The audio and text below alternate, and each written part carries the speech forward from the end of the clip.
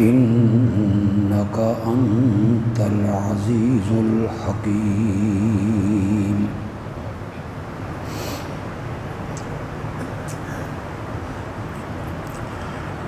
اے ہمارے پالنہار، بھیج ان کے اندر ایک عظیم الشان رسول، انہی میں سے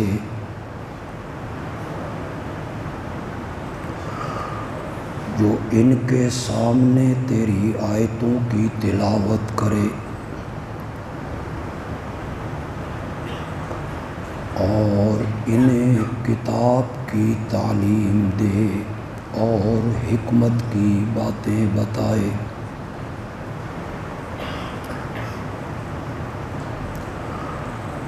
اور انہیں پاک صاف کر دے۔ بے شک تو ہی ہے غالب حکمتوں والا۔ اللہم صلی علی محمد وعلی آل محمد کما صلیت علی ابراہیم وعلی آل ابراہیم انک حمید مجید۔ اللہم بارک علی محمد وعلی آل محمد کما بارکت علی ابراہیم وعلی آل ابراہیم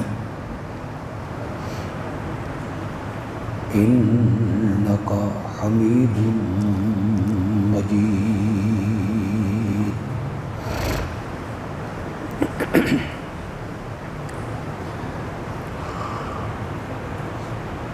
آنے والا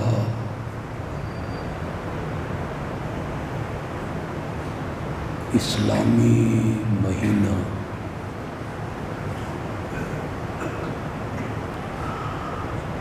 ربیع الاول کا مہینہ ہے۔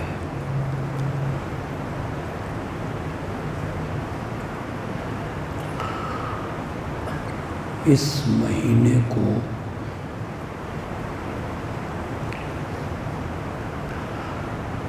یہ شرف حاصل ہے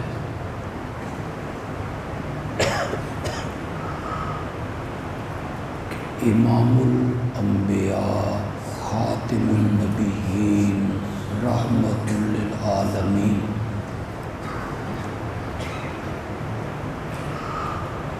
حضرت سیدنا محمد الرسول اللہ صلی اللہ علیہ وسلم کی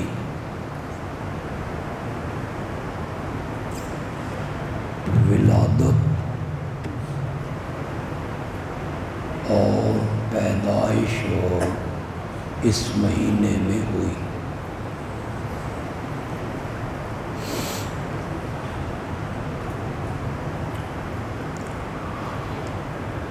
اور یہ بھی اتفاق ہے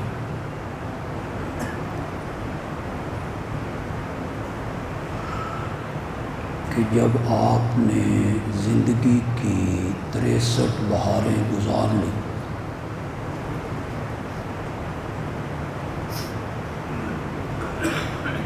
اور عالم فانی سے عالم بقا کی طرف گئے،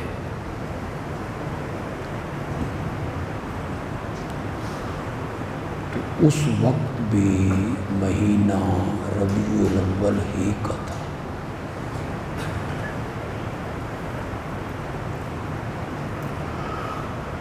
آپ کی پیدائش بھی ربیع الاول میں،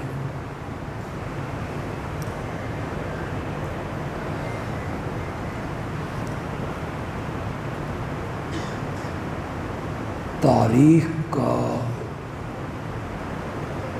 علماء میں اختلاف ہے۔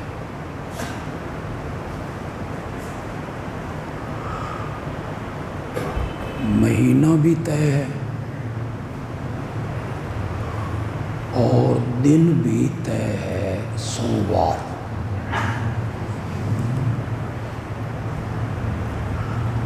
ربیع الاول کی تاریخ کیا تھی؟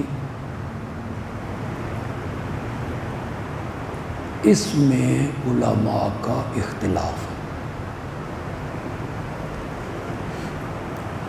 2 ربیع الاول، 8 ربیع الاول، 9 ربیع الاول، 12 ربیع الاول۔ اہل تشیع کا خیال ہے 17 ربیع الاول۔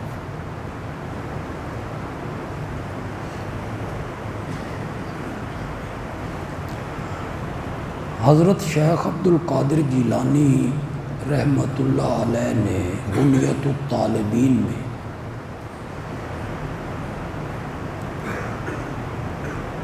یہاں مہینوں کی خصوصیات لکھی،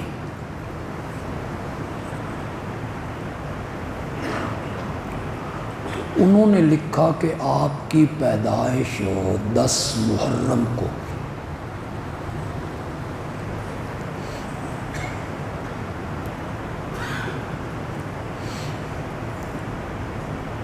یہ جو تاریخی اختلاف ہے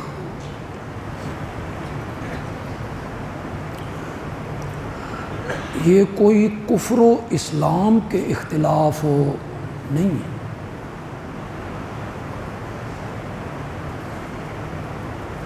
میں کہتا ہوں 9 ربیع الاول، ایک اور عالم کہتا ہے نہیں جی 12 ربیع الاول۔ اس کہنے سے وہ کافر ہو جائے گا؟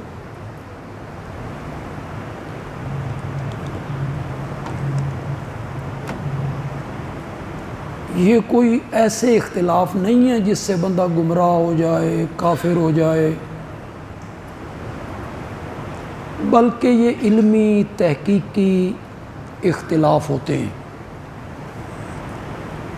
اور اہل علم جو ہیں وہ اس میں تحقیق کرتے رہتے ہیں، دلائل دیتے رہتے ہیں۔ یہ جاہلوں کا کام ہوتا ہے کہ وہ کہیں نہیں جی 12 ربیع الاول ہے، جو 9 کہتا ہے وہ گمراہ ہے۔ جاہل لوگوں کا یہ دستور ہے، اہل علم لوگ اس طرح گفتگو نہیں کرتے، یہ آپ ذہن میں رکھیں۔ جتنے بھی تاریخی اختلاف ہیں یہ ایک پکا لیں یہ بات، جتنے بھی تاریخی اختلاف ہیں کہ واقعہ یوں ہوا تھا یا یوں ہوا تھا، یہ کفر و اسلام کے اختلاف نہیں ہیں کہ کسی نے اس طرح مانا تو کافر ہو گیا، نہیں، یا اس طرح مانا تو دائرہ اسلام سے خارج ہو گیا، نہیں۔ یہ علمی مسائل ہوتے ہیں، تحقیقی مسائل ہوتے ہیں، اور علماء کے درمیان اس پر بحث و تمہیس، گفتگو آپس میں ہوتی رہتی ہے، جبکہ سنجیدہ لہجے میں، گالم گلوچ نہ ہو، فتویٰ بازی نہ ہو، کردار کشی نہ ہو۔ تو یہ اختلاف جو ہے یہ کوئی کفر و اسلام کا اختلاف نہیں ہوتا۔ اگر کوئی کہتا ہے کہ آپ کی پیدائش 12 ربیع الاول کو ہے، ٹھیک ہے، اس کی اپنی تحقیق ہے، غلط ہے یہ صحیح ہے، اسے چھوڑ دیجیے۔ اور کوئی کہتا ہے نہیں 8 ربیع الاول ہے، 9 ربیع الاول ہے، 17 ربیع الاول ہے، 2 ربیع الاول ہے، اس کی اپنی تحقیق ہے، اس پر میں گفتگو نہیں کرنا چاہتا، نہ میں یہ ثابت کرنا چاہتا ہوں کہ کون سی تاریخ ہے، اس پر بھی میں زور نہیں دینا چاہتا۔ میں ایک بات کہنا چاہتا ہوں، اگر آپ سمجھ جائیں، اصل قیمتی بات وہ ہے، اگر آپ سمجھیں میری بات کو، یہ جو ولادت کی تاریخ کا اختلاف ہے، 2، 8، 9، 12، 17، یہ جو اختلاف ہے، اگر صحابہ چاہتے تو وہ ولادت کی تاریخ کی جستجو کرتے یا نہ کرتے؟ بولو تو صحیح۔ اصل بات یہ ہے، صحابہ جستجو کرتے، تحقیق کرتے۔ وہ پیدائش کا دن منانا اتنا بڑے اجر کا کام ہے کہ دنیا کی کوئی عبادت اس کا مقابلہ نہیں کرتی۔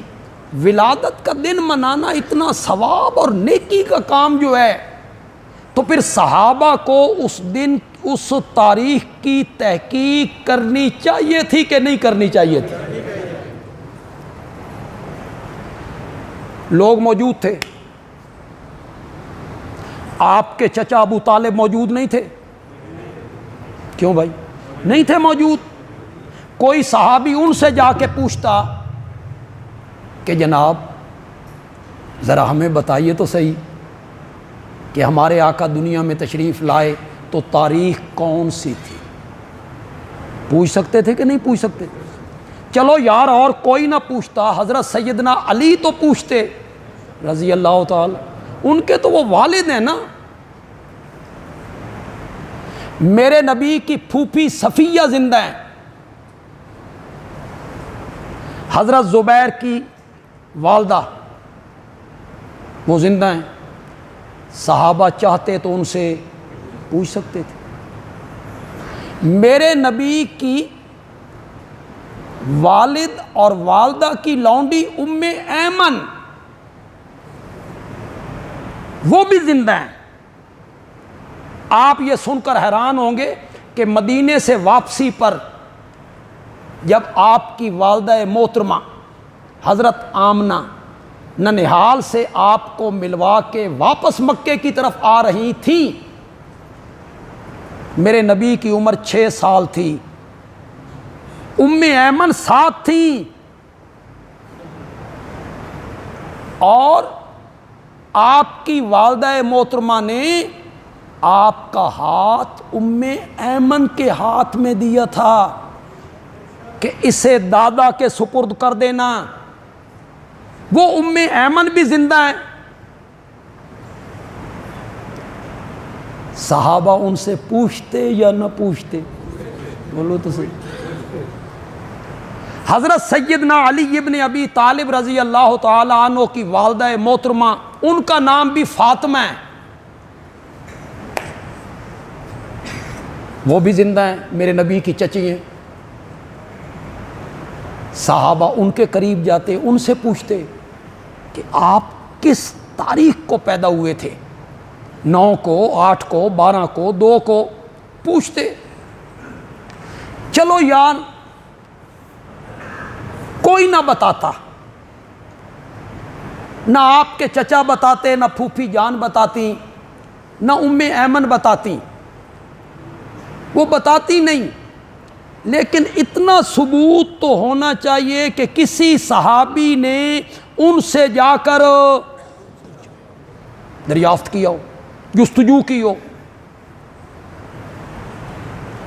اگر اس دن کا منانا دین کا حصہ ہوتا تو صحابہ کو چاہیے تھا کہ وہ اس تاریخ کا تعین کرتے، جستجو کرتے، کھوج میں لگتے۔ اتنی جو عظمت والی بات ہے یار، تو صحابہ کو پوچھنا چاہیے تھا نا۔ میری محبت آپ کی محبت، آج کے کسی مومن کی محبت نبی اکرم صلی اللہ علیہ وسلم کے ساتھ اتنی ہو سکتی ہے جتنی سیدنا صدیق اکبر کی، حضرت فاروق اعظم کی، عثمان ذو النورین کی، حضرت علی ابن ابی طالب کی، حضرت حسن کی، حضرت حسین کی، حضرت بلال کی۔ محبت کا معیار اور ترازو وہ نہیں ہے جو میں بناتا ہوں، نہیں ہے وہ۔ محبت کا معیار اور ترازو وہ بھی نہیں ہے جو تو قائم کرتا ہے، نہ یہ کام کرنا محبت ہے، یہ کام کرنا محبت ہے، یہ محبت کی دلیل ہے، یہ محبت کی دلیل ہے۔ محبت کا معیار اور ترازو نہ تو ہے نہ میں ہوں، محبت کا معیار میرے نبی کے یار ہیں،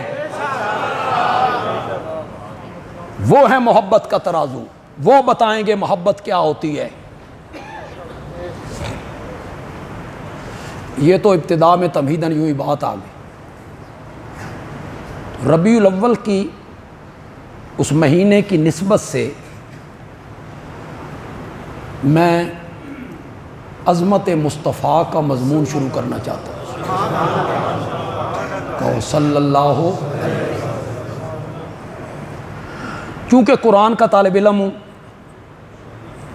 تو اس ضمن میں میں سورت کوثر کی تفسیر بیان کروں گا، اس میں ساری عظمتیں آ جائیں۔ سورت کوثر میں جب میں اس کا پہلا درس دوں گا انشاءاللہ، پہلا بیان کروں گا، تو پھر میں بتاؤں گا کہ سورت کوثر میں، چلو ایک بات آج ہی آپ کو بتا دوں، پتہ نہیں اگلے جمعے آپ میں سے کوئی آئے یا نہ آئے۔ سارے قرآن میں رب نے صرف 3 مضمون بیان کیے ہیں، پکا لو کتنے؟ مقام مصطفیٰ، پیغام مصطفیٰ، انجام مصطفیٰ۔ وہ جو 23 سال جھگڑا رہا، لڑائی رہی یہودیوں سے، مشرکین مکہ سے، منافقین سے، اس کا انجام کیا ہوا؟ کون جیتا، کون ہارا، کون فاتح بنا، کون مفتوح بنا، کون جہنم کا ایندھن بنا، اور کس کے قدموں کی آہٹ جنت کے دروازوں تک پہنچ گئی تھی، اس کا انجام کیا ہوا تھا۔ یہ تیسرا مضمون قرآن بیان کرتا ہے۔ مقام محمد، پیغام محمد، انجام محمد، یہ 3 مضمون رب نے سورت کوثر کی 3 آیتوں میں بند کر دیے ہیں، سمندر کو کوزے میں بند کیا ہے۔ تفسیر میں آگے کروں گا انشاءاللہ، ہو سکتا ہے یہ 2 مہینے تک مضمون چلتا رہے، 3 مہینے تک چلتا رہے۔ اس میں توحید بھی آ جائے گی، پیغام مصطفیٰ، پیغام مصطفیٰ، یہ تینوں مضمون رب نے سورت کوثر کی 3 آیتوں میں بند کیے ہیں۔ یہی فرق ہے تمہارے درمیان اور ہمارے درمیان کہ تم مصطفیٰ کی عظمت بیان کرتے ہو شعر و شاعری سے، قصیدوں سے، من گھڑت روایتوں سے، موضوع حدیثوں سے، اور ہم عظمت مصطفیٰ بیان کرتے ہیں رب کے قرآن سے۔ سارے قرآن میں 3 مضمون ہیں۔ مقام مصطفیٰ، اس پر میں روشنی ڈالوں گا، پیغام مصطفیٰ، انجام مصطفیٰ۔ انجام کیا ہوا؟ سارے قرآن میں 114 سورتوں میں، 30 پاروں میں، 6600 سے زیادہ آیتوں میں یہی مضمون ہے، یہی مضمون ہے۔ بندیالوی کے جملے پر معاویہ مسجد کے نمازیوں کو جھوم جانا چاہیے۔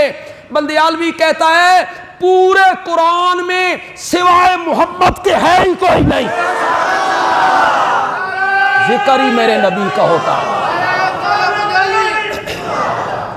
سارے قرآن میں ذکر ہی میرے نبی کا ہے، کہیں میرے نبی کے مقام کا ذکر ہے، کہیں میرے نبی کے پیغام کا ذکر ہے، اور کہیں میرے نبی کے انجام، آخرت کیا ہوئی، کون جیتا کون ہارا، جسے کہا اذا جاء نصر اللہ والفتح ورأیت الناس یدخلون فی دین اللہ۔ کیا بات ہے قرآن، کیا بات ہے قرآن۔ کہا بھائی جب میرے نبی کی عمر 61-62 سال، بڑھاپا آ رہا ہے، اعضاء کمزور ہو رہے ہیں، وہ طاقت نہیں، اللہ اس صورت میں کہتے ہیں میرے پیغمبر کبھی آپ پر جوانی تھی، 40 سال آپ کی عمر تھی، آپ نے دن رات ایک کر دیا. لیکن اسلام کے دائرے میں کون آ رہا ہے؟ ایک بندہ، دو بندے، کبھی 3 بندے. 3 سالوں میں 40 بندے. جب طاقت آپ کے پاس تھی، قوت آپ کے پاس تھی، آپ بیان کرتے تھے گلیوں بازاروں میں پھر پھر کے، ایک ایک بندہ آتا تھا، 2 بندے آتے تھے. اب میری رحمت اتری ہے، رأیت الناس یدخلون فی دین اللہ افواجا. اب ایک ایک کر کے نہیں آ رہا ہے. اس شہر کے لوگ مسلمان ہو گئے، اس قصبے کے لوگ مسلمان ہو گئے، اس قبیلے کے لوگ مسلمان. یہ انجام کیا ہوا؟ یہ 3 مضمون ہیں. لیکن میں سورۃ کوثر کو شروع کرنے سے پہلے ذرا وہ ابتدا سے شروع کرتا ہوں جب حضرت ابراہیم علیہ السلام نے بیت اللہ کو تعمیر کرتے ہوئے میرے نبی کے لیے دعائیں مانگی تھی. میں ذرا شروع وہاں سے کر لیتا ہوں. وہ ابتدا ہے نا، وہ ابتدا ہے.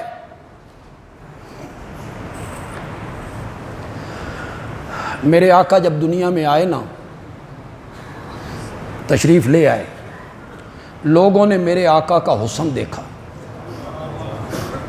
جمال دیکھا، خوبصورتی دیکھی، زلفوں کی، ہونٹوں کی، آنکھوں کی، ابرو. کبھی آپ شمائل ترمذی پڑھیں، پوری ایک کتاب ہے شمائل ترمذی. اس میں میرے نبی کے خد و خال، میرے نبی کا جسم، قد، کاٹ، ہاتھ، انگلیاں، آنکھیں، ابرو، ہونٹ، پاؤں کے تلوے، ہاتھوں کی تلیاں، زلفیں، سینے پہ کس طرح بال تھے، کندھے کس طرح تھے، ساری چیزیں اس میں آپ کو ملیں گی. جب میرے نبی اس دنیا میں آ گئے نا، تو پھر لوگوں نے میرے نبی کے حسن کو دیکھا، جمال کو دیکھا، خوبصورتی کو دیکھا، تے سونے بندیاں نال تے ہر کوئی محبت کر دے. حسن محبت کا ایک سبب ہے، اور پاکستانیوں کے ہاں تو ہے ہی یہ. اس کے بغیر نہ کمال ہے نہ کوئی چیز، صرف حسن، صرف جمال، صرف خوبصورتی. محبت کا ایک سبب ہے حسن. حسین لوگوں سے، حسین چیزوں سے لوگ کیا کرتے ہیں؟ محبت کرتے ہیں. اور میرا نبی، شاعر کہتا ہے، رنگ خوشبو صبا، چاند تارے کرنگ، پھول شبنم شفق، آبجو چاندنی. رہ گئی کوئی چیز جو شاعر نے چھوڑی ہو؟ رنگ خوشبو صبا، چاند تارے کرنگ، پھول شبنم شفق، آبجو چاندنی. تیرے ہنسی پیکر کی تخلیق میں حسن فطرت کی ہر چیز کام آ گئی. تیرے معصوم پیکر کی تخلیق میں، تیرے معصوم پیکر کی تخلیق میں حسن فطرت کی ہر چیز کام آ گئی. اللہ نے میرے نبی کو بڑا حسین بنایا، بڑا خوبصورت بنایا، بڑا جمیل بنایا. حضرت جابر کہتی ہیں، میں گھر سے نکلا، 14ویں رات کی 14ویں کے چاند تھا، میں اس کے حسن میں محو ہو گیا. میں چلتا چلتا مسجد نبوی میں پہنچا تو مسجد نبوی کے سین میں ایک حسین بیٹھا ہوا تھا، چادر جس میں سرخ ڈورے تھے انہوں نے سر پہ لے رکھی تھی. میں نے اس حسین کو دیکھا، پھر میں نے آسمان کے چاند کو دیکھا، پھر میں نے اسے دیکھا، پھر میں نے اسے دیکھا. آخر میں نے فیصلہ کیا، آسمان کا چاند تو روشنی اس کے چہرے سے مانگ کے لے گیا ہے. نعرہ تکبیر، میرے نبی جیسا، میرے نبی جیسا حسین کوئی نہیں. میرے نبی جیسا خوبصورت کوئی نہیں ہے، میرے نبی جیسا باجمال کوئی نہیں ہے۔ جب میرے نبی دنیا میں آ گئے تھے تو پھر تو لوگوں نے تذکرے کرنے ہی کرنے تھے۔ حسین لوگوں کے تذکرے ہوتی ہیں، حسین لوگوں سے محبت ہوتی ہے، تذکرے ہوتی ہیں۔ میرے نبی جب دنیا میں آ گئے نا تو لوگوں نے میرے نبی کے حسن کو دیکھا، جمال کو دیکھا، تو پھر تو تذکرے ہونے تھے۔ پھر لوگوں نے میرے نبی کے کمال کو دیکھا، تو جس میں کمال پایا جائے اس کے بھی تذکرے لوگ کرتے، کھلاڑیوں سے لوگ محبت کرتے، اچھے کاریگر سے لوگ محبت کرتے، اچھے خطیب سے لوگ محبت کرتے، اچھے نعت خوان سے لوگ محبت کرتے، اچھے قاری سے لوگ محبت کرتے۔ کوئی کمال کسی میں پایا جائے، اس کمال کی وجہ سے لوگ اس کے تذکرے کرتے ہیں، اس کے ساتھ محبت کرتے ہیں۔ میرا نبی تو کمالات کا مجموعہ ہے۔ حسن یوسف، دم عیسیٰ، ید بیضاداری، آنچ خوباں ہمدارن تو تنہا داری۔ کوئی سمجھ بھی آئی کہ کوئی نہیں آئی؟ شاعر کہتا ہے سارے نبیوں میں جو کمال الگ الگ پائے جاتے تھے تو تنہا داری، وہ سارے کمال تجھ اکیلے میں موجود۔ انگلی اٹھاتا ہے چاند دو ٹکڑے ہو جاتا ہے، کڑوے کنویں میں لعاب ڈالتا ہے تو کڑوا کنواں ہی میٹھا ہو جاتا ہے۔ پتھر اسے سلام کرنے لگتے ہیں، جانور اس سے کلام کرنے لگتے ہیں۔ کمال ہی کمال، با کمال لوگوں سے تو ہر کوئی محبت کرتا ہے، تذکرے بھی کرتا ہے۔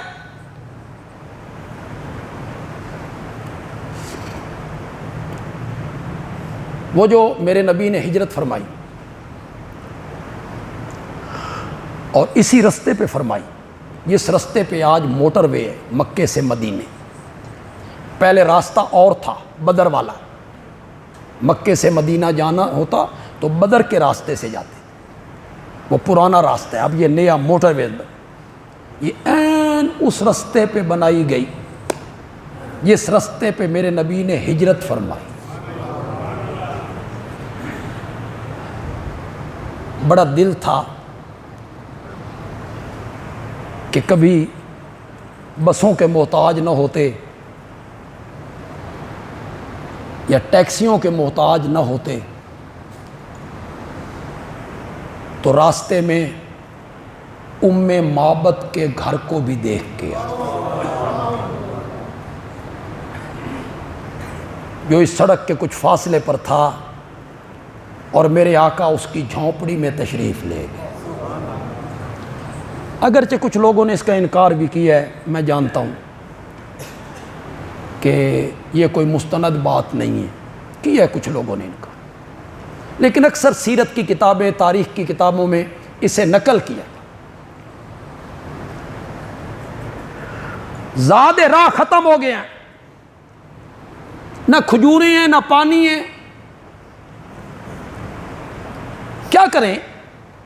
تو یہ خیمہ نظر آیا، فرمایا ابو بکر وہ خیمہ ہے، کچھ لوگ ہوں گے ان سے دودھ خرید لیتے ہیں، کوئی کھجوریں ہوں گی۔ یہ گئے، وہاں ایک عورت بیٹھی ہے ام معبد۔ کیا نصیب ہے ام معبد کا،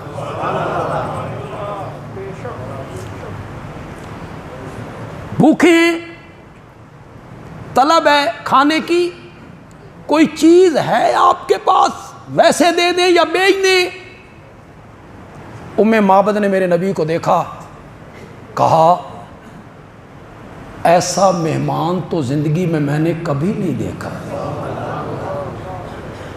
لیکن آج ہی گھر میں بوریا نہ ہوا، نہ کھجوریں ہیں نہ دودھ ہے. میرا خامد بکریاں چرانے گیا ہے، شام کو پلٹے گا. کونے میں ایک کمزور نحیف دبلی پتلی بکری بندھی ہوئی ہے. میرے آقا نے فرمایا ماں وہ بکری ہے نا، یہ مدتوں سے دودھ دینا چھوڑ گئی ہے، ایک قطرہ بھی نہیں ٹپکتا اس کے تھنوں سے، اسی لیے میرا خامد اسے چرانے کے لیے بھی نہیں لے جاتا، سوکھ گئی ہے یہ. میرے نبی نے فرمایا ماں اجازت ہو تو رحمتوں والے ہاتھ لگا کے دیکھوں. اس نے کہا ضد کر رہے ہو، دودھ کا ایک قطرہ بھی نہیں ٹپکتا. جس طرح کوئی بندہ کہتا نا برتن یہ لے پھر برتن چل، مانتے تو ہو نہیں. میرے نبی کے ہاتھ میں برتن آیا، میرے نبی نے ابو بکر کو دیکھا، ابو بکر نے میرے نبی کو دیکھا، آنکھوں آنکھوں میں باتیں کی. میرے نبی بکری کے قریب گئے. بندیالوی اس کو جس طرح ادا کرے گا نا اس پر آپ کو جھوم جانا چاہیے، میرے جملے پہ نہیں، مصطفیٰ کی عظمت پہ، جو آپ کو نبی پاک سے محبت ہے پیار ہے، اس پر آپ کو جھوم جانا چاہیے. جب میرے نبی اس بکری کے قریب گئے نا اور تھنوں پہ ہاتھ رکھا تو اس کے تھنوں سے دودھ اس طرح بہنے لگا جس طرح سامن کے مہینے میں بارش برسا کرتی ہے. ام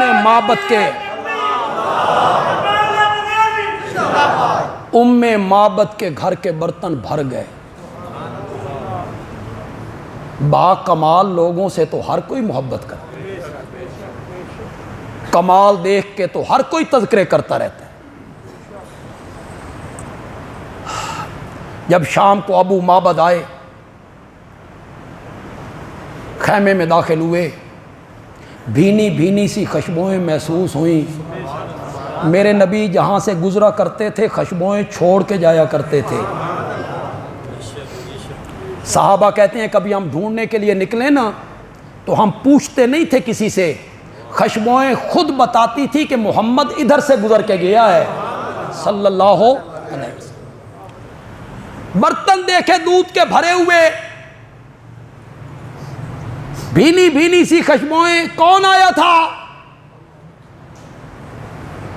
پھر ام معبد نے جو میرے نبی کا تعارف کروایا نا،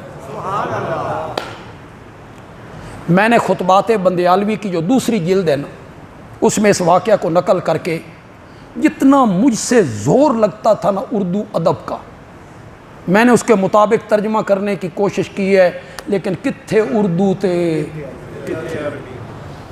کہاں ام معبد کی زبان اور کہاں بندیالوی کا قلم. اس میں تو پھر بڑا زمین و آسمان جتنا فرق ہے.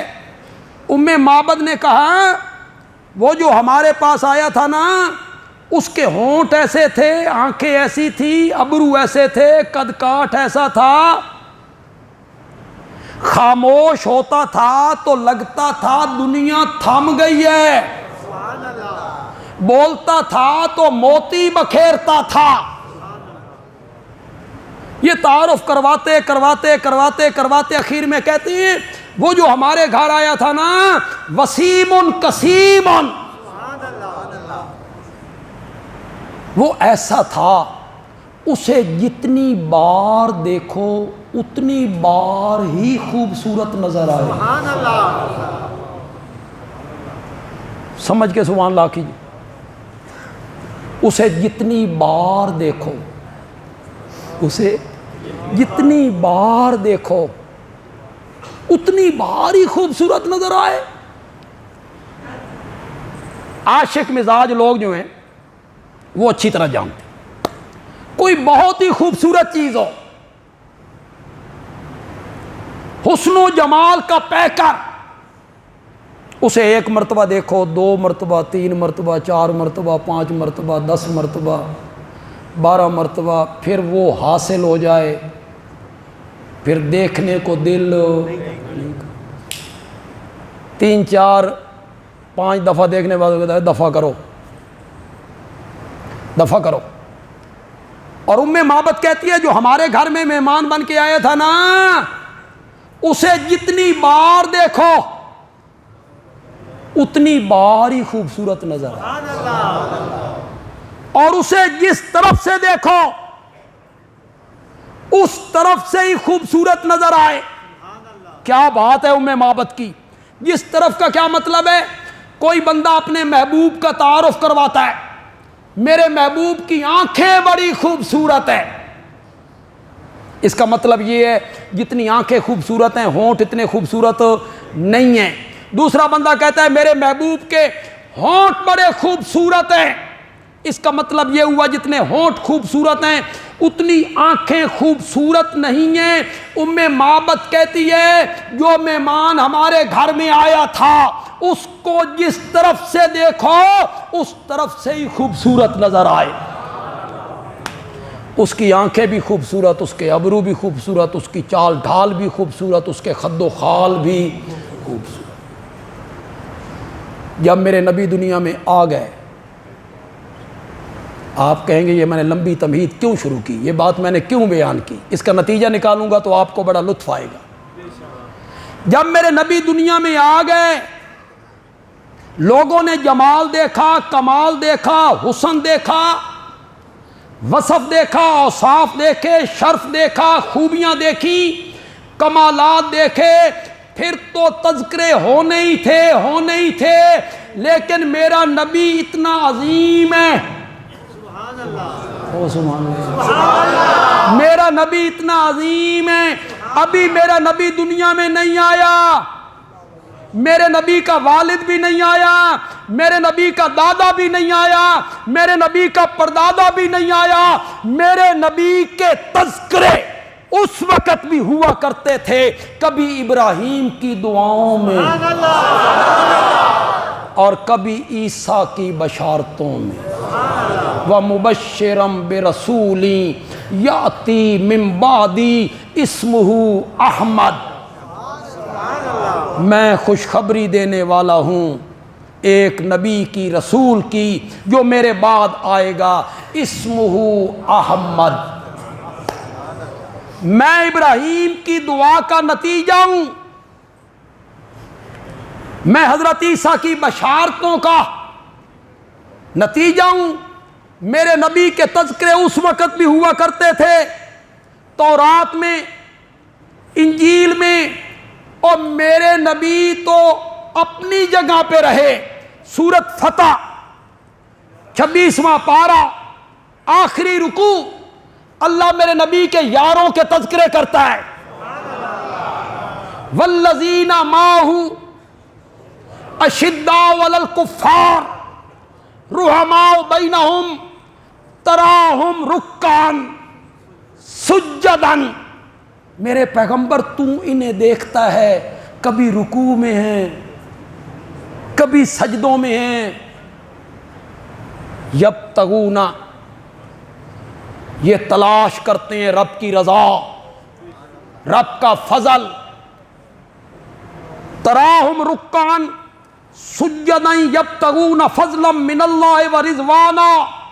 آگے قرآن کہتا ہے سنو لوگو سنو، آگے قرآن کہتا ہے یہ جو ہم نبی کے یاروں کی تعریف کر رہے ہیں، ذالک مثلہم فی التوراۃ ومثلہم فی الانجیل، ہم نے نبی کے یاروں کے تذکرے تورات میں بھی کیے تھے، انجیل میں بھی کیے تھے، تذکرے ہو رہے ہیں پہلی کتابوں میں، صرف میرے نبی کے نہیں، میرے نبی کی جماعت کے تذکرے ہو رہے ہیں۔ حضرت ابراہیم علیہ السلام نے خانہ کعبہ کو تعمیر کرتے ہوئے جو 3 دعائیں مانگی تھیں، پہلے پارے کے آخری رکوع میں، آخری رکوع وہاں ختم ہو رہا ہے، اللہ نے حضرت ابراہیم علیہ السلام کی تینوں دعاؤں کو کیا کیا؟ ذکر کیا، ذکر کیا۔ وَإِذْ يَرْفَعُ إِبْرَاهِيمُ الْقَوَاعِدَ مِنَ الْبَيْتِ وَإِسْمَاعِيلُ، جب وہ اٹھا رہے تھے بنیادوں کو، حضرت ابراہیم اور اسماعیل، بیت اللہ تعمیر ہو رہا ہے، بیت اللہ کس طرح؟ پیسے دے دیے، مستری لاؤ، مزدور لاؤ، نہ، خود معمار ہے اور اکلوتا بیٹا مزدور ہے، وہ پتھر ڈھو ڈھو کے لا رہا ہے، اور حضرت ابراہیم اپنے ہاتھوں سے وہ پتھر رکھ رہے ہیں، خود تعمیر کی، بیت اللہ کو بنایا، لیکن بنانے کے بعد، یہ میری بات ذرا اصلاحی سی ہے، عظمت کی بات ہو، شرف کی بات ہو، توحید کی بات ہو تو آپ بڑے خوش ہوتے ہیں، یہ تھوڑی سی عمل کی بات ہے، اصلاحی بات، اس کو ذرا غور سے سنیں۔ اتنا بڑا عمل، بیت اللہ بنانا، ہاتھوں سے بنانا، اتنے بڑے عمل پر کوئی ناز نہیں، کوئی غرور نہیں، کوئی تکبر نہیں، کوئی فخر نہیں، میں نے یہ کیا، میں نے یہ کیا، نہ، بیت اللہ کو تعمیر کرتے ہوئے کہتے ہیں ربنا تقبل منا، ربنا تقبل منا، مولا تیرا حکم پا کے تیرا گھر بنانا یہ ہمارا کام تھا، درجہ قبولیت عطا کرنا تیرا کام ہے۔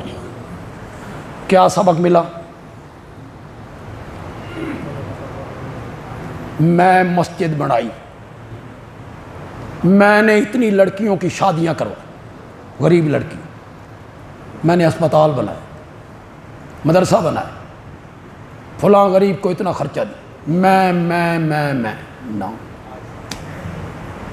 جتنا بڑا عمل بھی ہو اللہ سے ڈرنا چاہیے اور رب کے حضور دعائیں کرنی چاہیے، مولا میرے اس عمل کو کیا کر لے، قبول کر۔ اصل تو قبولیت ہے، یہ حج، یہ عمرے، یہ رب کی راہ میں پیسے لگانا، اصل تو قبولیت ہے۔ حضرت مولانا انور شاہ کشمیری رحمۃ اللہ علیہ نے کہیں لکھا کہ دلہن کو جب سجایا گیا، سنوارا گیا، بنایا گیا، دلہن کو، اب تو بیوٹی پارلر ہیں، پہلے گھروں میں ہوتا تھا، مختلف چیزیں ہوتی تھیں تاکہ دلہن کا ذرا رنگ روپ ہو، نکھرے اس کے کپڑے،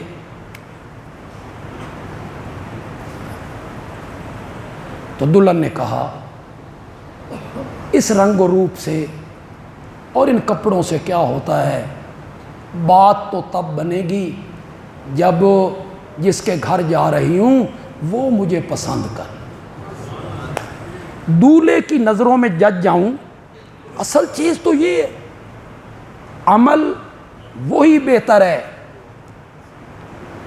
جس کو درجہ قبولیت عطا،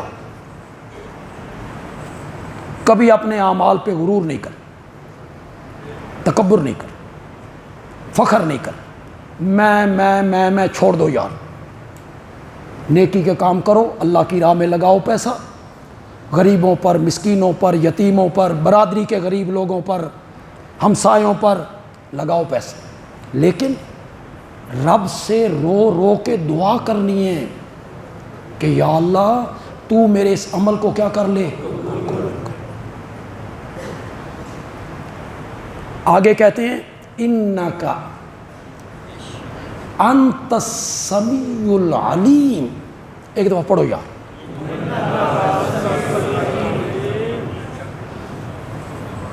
میرے اس عمل کو قبول کر، بے شک تو ہے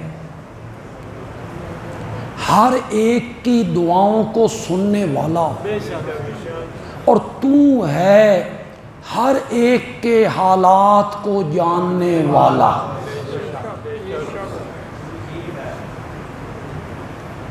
ان سارے تے سبحان اللہ آکھیا، میں نے معنی صحیح نہیں کیا اور جان بوجھ کے نہیں کی، آپ کا میں امتحان لوں۔ بے شک تو ہے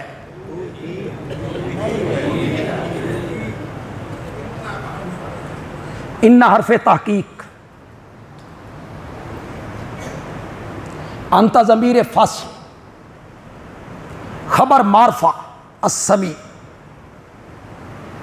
یہ انداز اپنا ہے، انکا انت السمیع۔ کوئی سا ترجمہ آپ اٹھا لیں، بندیالوی اس معاملے میں بڑا فراخ دل ہے، کسی دو بندی عالم کا ترجمہ اٹھا لیں، کسی اہل حدیث عالم کا ترجمہ اٹھا لیں، کسی بریلوی عالم کا ترجمہ اٹھا لیں، کسی شیعہ عالم کا ترجمہ اٹھا لیں، کسی عالم کا ترجمہ جو آپ کے گھر میں، یہ آخری رکوع سے 3 آیتیں پہلے پارے کا آخری رکوع 3 آیتیں پہلے، کوئی سا ترجمہ آپ اٹھا لیں، ہر ترجمہ کرنے والا یہی ترجمہ کرے گا جو میں کر رہا ہوں۔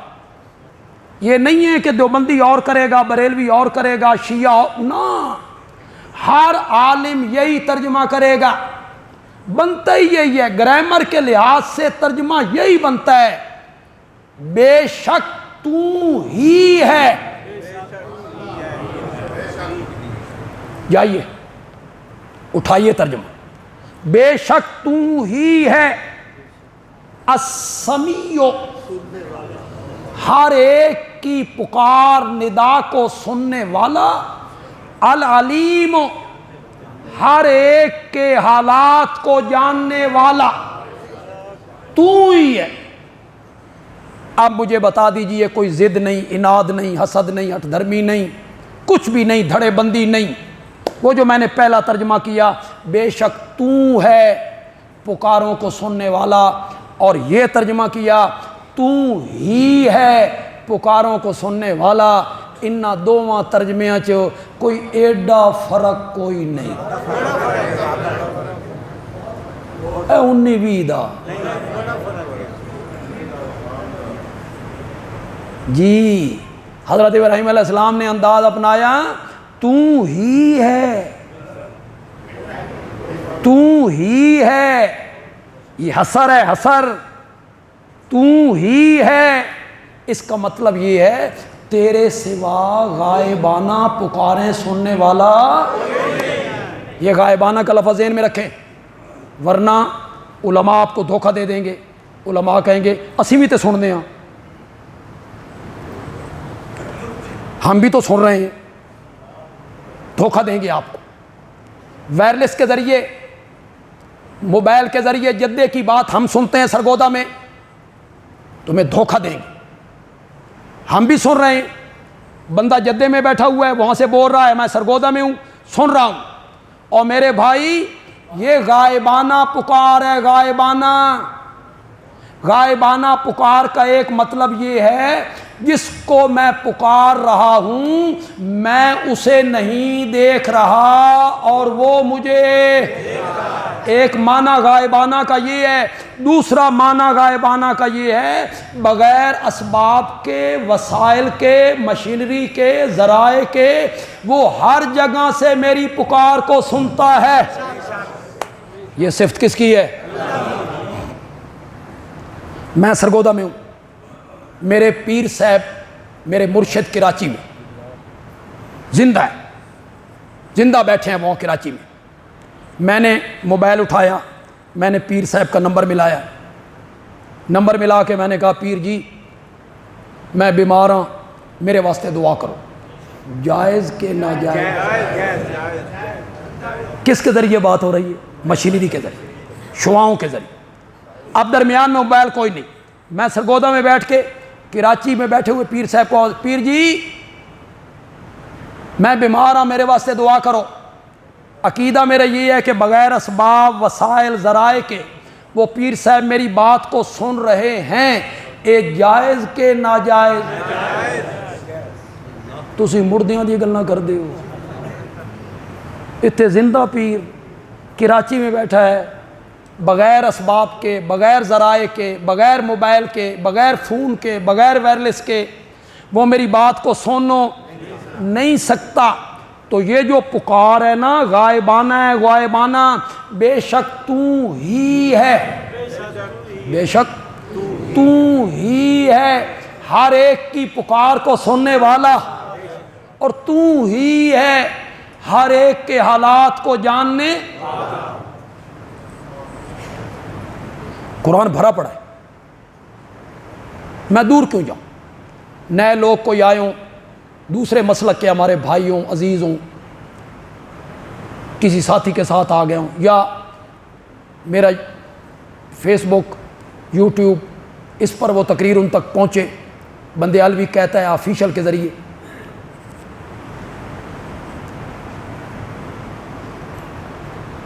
کہنا کیا چاہتے تھے؟ ہاں ہم ذہن میں آ گئے۔ یہ جب اب رکوع سے اٹھتے ہیں، رکوع سے کیا کہتے ہیں؟ نفل تہجد سنتے ہیں، فرض ہو تو امام کہتا ہے سمع اللہ لمن حمدہ، اس دا معنی اللہ نہیں سنی۔ سامع اللہ کا کیا معنی؟ زور سے بولو، کیا معنی سامع اللہ کا؟ اللہ نے سن لی۔ جب رکوع میں آپ اللہ کی تعظیم کر رہے ہیں، حمد کر رہے ہیں، سبحان ربی العظیم، سبحان ربی العظیم، آہستہ یا زور سے؟ نال اللہ سندا؟ اٹھتے ہوئے کیا کہتے ہو؟ سامع اللہ، سامع اللہ، اللہ نے سن لی۔ مسجد سے باہر نکل کے کہتا ہے میری نہیں سندا، انا للہ، ہر نماز میں کہتا ہے سمع اللہ لمن حمدہ، سمع اللہ قد سمع اللہ قول التی تجادلک فی زوجہا وتشتکی الی اللہ۔ 28واں پارہ شروع ہو رہا ہے، 28واں پارہ شروع ہو رہا ہے۔ اللہ کہتے ہیں ہم نے اس عورت کی بات کو سن لیا، اللہ نے اس عورت کی بات کو سن لیا جو شوہر کے معاملے میں آپ سے جھگڑا کر رہی تھی کہ میرے شوہر نے مجھے ماں کہہ دیا ہے، اور اس زمانے میں ماں کہنے سے طلاق ہو جاتی تھی۔ یا رسول اللہ کوئی راہ کڈو، میریاں بچیاں رول جان گیاں۔ نبی پاک کہتے تھے قانون بنانا میرے اختیار میں نہیں ہے، میں نافذ کرنے والا ہوں، قانون بنانے والا وہ ہے۔ اس کو کہو مائی خولا، مائی خولا، مائی خولا، اور وہ الگ ہو کے پکار کرنے لگی، رب کو بلانے لگی۔ اللہ نے کہا قد سمع اللہ ہو، کرو مانا یار۔ مولانا حسین علی الوانی رحمت اللہ علیہ پنجابی میں قد کا معنی کرتے ہیں اللہ ڈاڈھیاں سنیاں نہیں، قد سمع اللہ ہو، اللہ ڈاڈھیاں سنیاں نہیں۔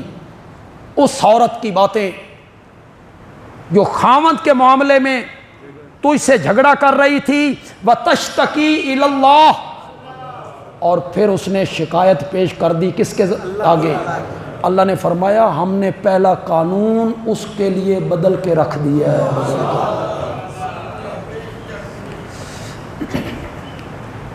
میں لیٹ نہیں ہونا چاہتا، وقت کی پابندی کرنا چاہتا ہوں۔ کئی مرتبہ میں اس بات کا اظہار کر چکا ہوں،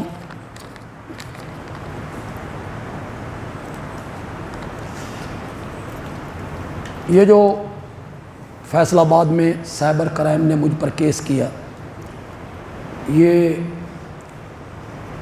محمد شاہ زیب نام کا کوئی آئی ڈی ہے، محمد شاہ زیب، اس نے میرے کلپ 2 منٹ کے 3 منٹ کے آگے پیچھے سے کاٹ کوٹ کے کوئی 30 سال پہلے کی تقریر، کوئی 40 سال پہلے کی تقریر اس نے چڑھا دی، اور اداروں نے مجھے طلب کر لی، ان کی مرضی ہے۔ تو میں کئی مرتبہ اس کی وضاحت کر چکا اور آج بھی کرتا ہوں، جتنے سیکورٹی کے ادارے ہیں ملک کے، جتنے بھی، وہ میری اس بات کو نوٹ کریں یار، کیوں نوٹ نہیں کرتے؟ میری فیس بک، یوٹیوب، ٹک ٹاک، ان تینوں پر جو میری آئی ڈی ہے، چینل ہے، وہ ہے بندیالوی کہتا ہے آفیشل۔ بولو ایک دفعہ۔ اس پر چڑھنے والی ہر تقریر کا میں ذمہ دار، اس پر اپلوڈ ہونے والی ہر تحریر کا میں ذمہ دار۔ ہم جانتے ہیں ملک کے حالات، بین الاقوامی حالات ہم جانتے ہیں سارے، ہم اتنے پاگل نہیں ہیں اور اتنے غیر ذمہ دار بھی نہیں ہیں کہ ہم ایسی گفتگو کریں جس سے انتشار، اختلاف پھیلے، یا کسی کو نام لے کے کافر کہا جائے، کسی کے بزرگوں کو رگیدا جائے۔ میں نے آج تک ایسا لہجہ کبھی نہیں اپنایا۔ مخالف جو میرے ہیں، مخالف جتنے طبقے میرے مخالف ہیں اس معاملے میں، تو وہ بھی میری تائید کرتے ہیں یار، وہ بھی کہتے ہیں کہ بندیالوی صاحب جو کچھ بیان کرتے ہیں ان کا لہجہ جو ہے وہ اخلاق والا لہجہ ہوتا ہے۔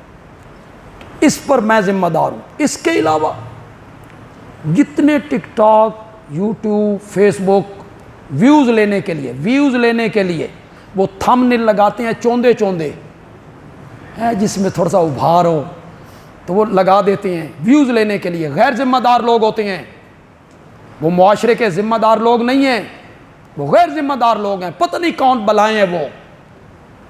ہم کسی آئی ڈی پر، کسی چینل پر جو میری تقریر کوئی پرانی نکال کے اپلوڈ کر دی جائے، میں اس کا ذمہ دار نہیں، اس کو ڈھونڈیے گا، جس نے وہ چڑھائی ہے اسے ڈھونڈیے، میں بھی آپ کے ساتھ تعاون کروں گا، اس کے ڈھونڈنے میں میں بھی آپ کے ساتھ تعاون کروں گا، لیکن اسے ڈھونڈیے جو انتشار پیدا کرنا چاہتے ہیں۔ دیکھیں کچھ تناظر ہوتے ہیں، 40 سال پہلے جو حالات تھے آج وہی حالات ہیں۔